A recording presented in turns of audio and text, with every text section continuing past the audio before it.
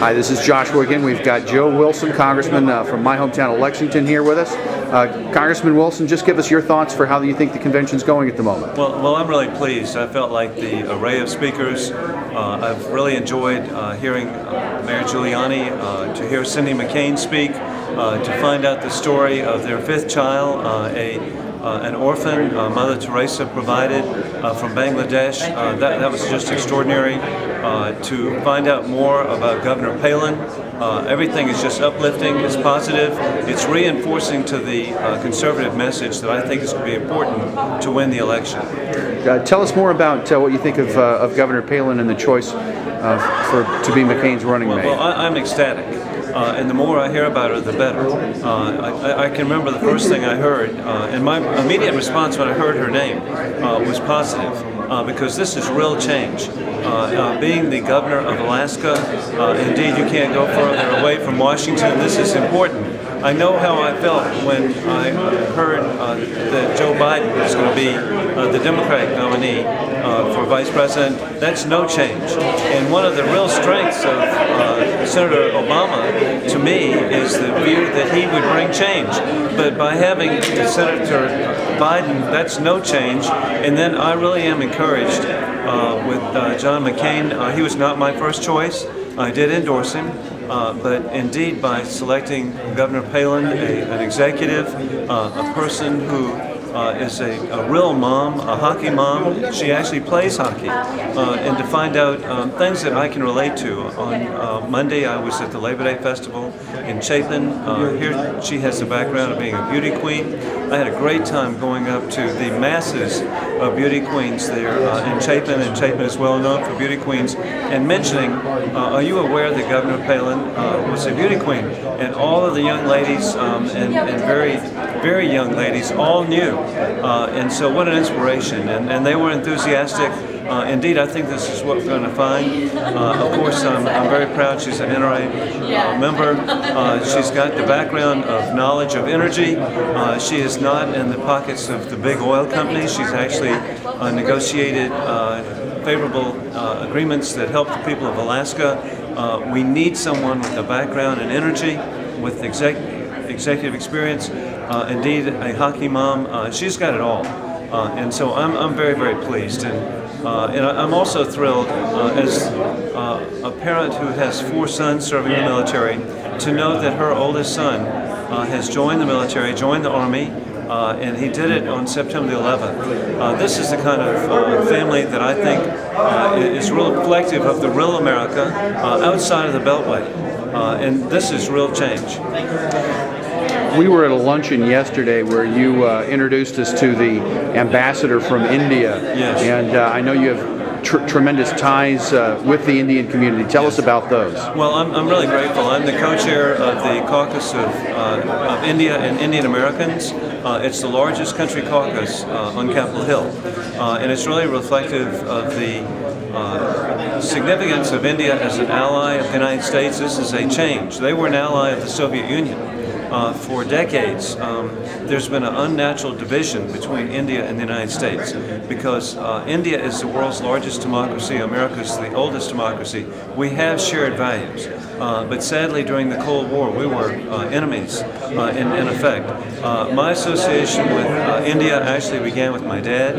He served in India during World War II. He was with the Flying Tigers. I have a picture in my office of my father standing in front of the Taj Mahal. And so, as I was growing up, he told me how entrepreneurial and capable the people of India are. And so when Indian Americans, as a real estate attorney in Lexington, as Indian Americans started buying hotels and motels, I knew who they were. I helped incorporate the Hindu Temple and Cultural Center of South Carolina. I worked very closely with the Indian American community in the hospitality industry, hotels, motels, and they are very vital in South Carolina. Additionally, the medical community, and additionally, the convenience store industry. And so then I've also had the privilege of visiting India several times. I understand and I get to work with the Indian American community throughout America, there are 2.2 million Indian Americans. They have the highest per capita income of any immigrant group in the United States. They have the highest percentage of millionaires of any immigrant group in the United States. They epitomize the American dream. Additionally, politically, I work very closely with Governor Bobby Jindal. I campaigned for him the first time when he wasn't elected. I was in New Orleans the second time when he was elected. I have to tell you that maybe my forte, I was on the side of the street holding a Bobby Jindal sign. So I'm not going to tell you that I was a political mastermind. I was there to campaign grassroots, go door to door. I was there for his Victory Night speech and Victory Night presentation. Again, the American dream. Additionally, I'm very grateful in South Carolina. We have Nikki Randhawa Haley, who herself is Indian American, the first Indian American to serve in the General Assembly of South Carolina. A common situation is that Bobby Jindal and Nikki Haley were both elected the Republican presidents of their incoming classes into Congress and the South Carolina House. So I see a great future for Indian Americans in our country and with the conservative cause.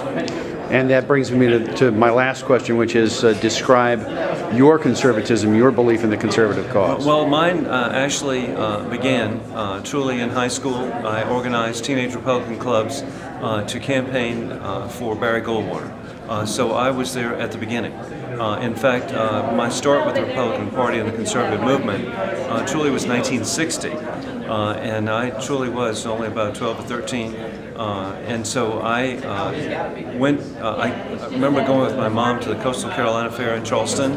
We got there to go to the Republican booth. We asked them where the Republican booth was, and they were respectful, but they laughed at us, said there's no Republican booth, there never has been. And so fortunately my mom was bright enough to say, well, how about the Nixon booth? They said, oh, the South Carolina Independents of Nixon Lodge, yes, they have a booth. And so at that time, you almost had to conceal being a conservative. But I then, in '62, campaigned for Bill Workman, who was the first Republican to run in the 20th century for U.S. Senate.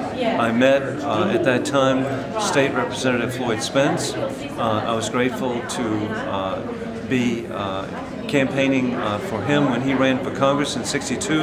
Of course, we won nothing, but it began the process, and I even go back a year further. In 1961, a cousin of mine, Charlie Boyno, in a fluke election, was elected to the General Assembly of South Carolina from Richland County, the first Republican elected in the 20th century. And I was there for his swearing in. And all 15 to 20 Republicans in South Carolina were present. I also participated in the National Draft Goldwater Rally July the 4th, 1963 in Washington. Again, all 20 Republicans got on a bus from South Carolina and went up to Washington. It was my introduction to Washington. In '64, I organized teenage Republican clubs throughout the Low Country. I got to take material to people in remote areas like St. John's High School, where I took material to a guy named Glenn McCombs, now the President of the Senate of South Carolina. So, and to me, my involvement in the party and conservatism is belief of limited government first and expanded freedom second.